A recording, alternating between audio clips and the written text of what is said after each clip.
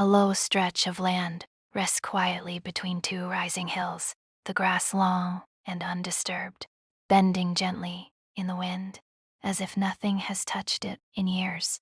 Along the edge of that valley, where the trees begin to thin and the ground slopes downward, stands Ethan Jr., his posture still, his gaze fixed on something just beyond the rise.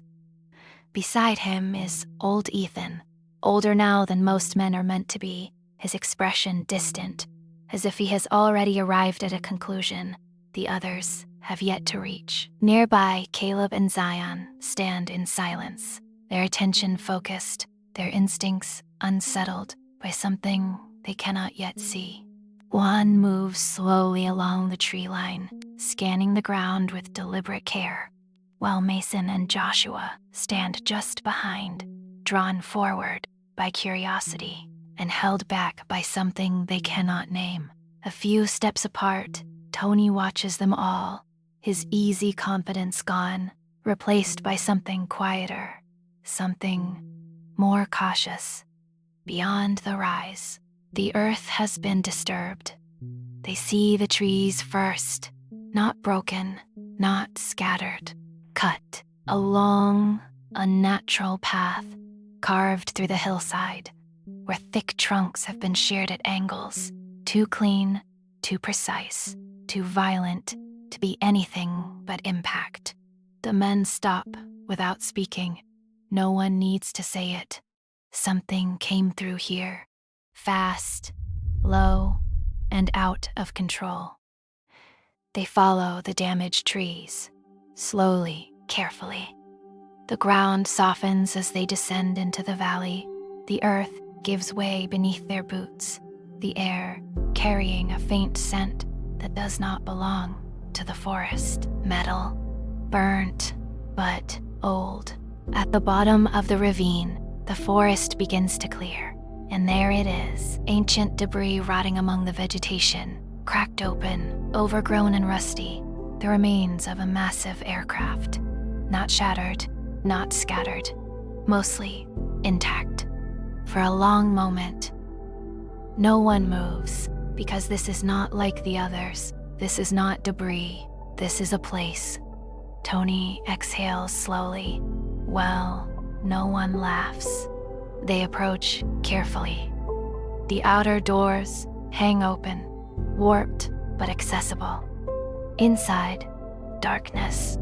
Juan steps forward first, ducking beneath the bent frame, disappearing into the shadow. A few seconds pass, then it's clear. One by one, they enter. The air inside is still, dry, preserved. Rows of seats stretch out before them, many intact, some displaced, all frozen in a moment that never finished. Overhead compartments hang open, some closed, some forced, and scattered throughout the aisle. Luggage, not torn apart, not looted. Waiting. Mason reaches down slowly, lifting a bag. It is heavier than he expects. He opens it. Clothing, clean, folded, like it was packed yesterday. Joshua opens another, more of the same. Zion crouches near a seat, picking up a small case. Inside, toiletries, soap, toothpaste. He pauses. Look at this. Tony moves further down the aisle. He finds something else, a pouch. He opens it. Gold, jewelry, watches. He lets out a quiet breath. Ethan Jr. doesn't look at the gold. He looks at the seats, at the empty space where people once were, and at the things they left behind, because whatever happened here, it didn't give them time. Further back, old Ethan stands still, his hand resting lightly against the interior wall of the aircraft, not exploring, remembering. This one was trying to land, he says softly.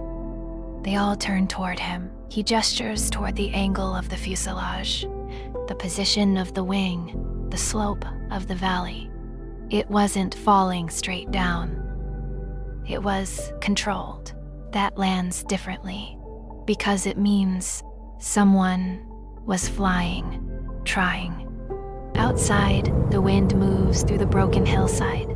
Inside, the silence deepens. Eventually, they begin to work, carefully, methodically, as the rotted airframe begins to shift and fall apart. They remove what they can carry: bags, clothing, small valuables. Everything is stacked just outside the aircraft in neat rows, not out of greed, out of necessity. "There's too much," Mason says quietly. Ethan Jr. nods. "We'll be back." They all know they will. They don't speak much on the ride back. Each man carries something, but not just in their packs. That night, in the motel, they lay everything out. Tony sets his finds on the table, gold catching the dim light. Zion places his beside it. Soap, toothpaste. Tony glances at him, raises an eyebrow. Zion doesn't react. "These matter more," he says simply.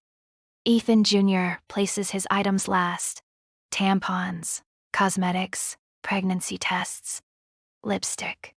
Small, overlooked, important things. No one laughs, because they understand these are not luxuries anymore. These are survival. Old Ethan watches all of it quietly, then turns back to the wall. He studies the lines again, the circles, the marks, and slowly, carefully, he adds a new one, a red X. As each map is updated, the lines make more sense. There is no uncertainty in his expression, because now he knows this wasn't the only one, and somewhere out there, there are more, waiting to be found.